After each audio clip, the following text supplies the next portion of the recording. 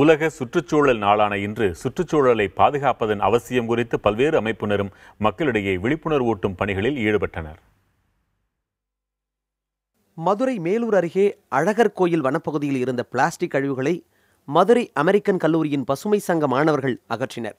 வனத்துறையினருடன் இணைந்து மாணவர்கள் மேற்கொண்ட இந்த நிகழ்ச்சியில் வனப்பகுதியில் மரக்கன்றுகளும் நடப்பட்டன.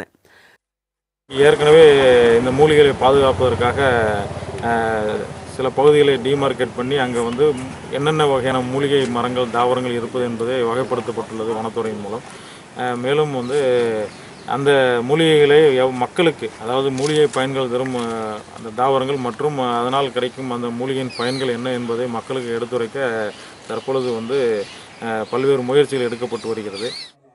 திண்டுக்கல் மாவட்டம் கொடைக்கானல் நகராட்சி சார்பாக கலை நிகழ்ச்சி மூலம் சுற்றுச்சூழலை பாதுகாக்க வேண்டியதன் அவசியம் குறித்து விளக்கப்பட்டது.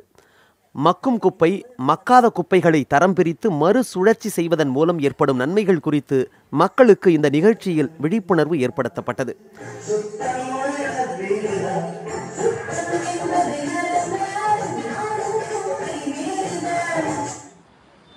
திருப்பூர் மாவட்டம் அவிநாசி பேரூராட்சியோடு நல்லது நண்பர்கள் அறக்கட்டளையினர் இணைந்து சுற்றுச்சூழலை பேணி காப்பதன் முக்கியத்துவம் குறித்து விளக்கும் பேரணி நடத்தினர். அப்போது பேரூராட்சியில் பணியாற்றும் சுகாதார ஊழியர்களுக்கு புத்தாடைகளும் வழங்கப்பட்டன. புதிய தலைமுறைக்காக செய்தியாளர் குழு.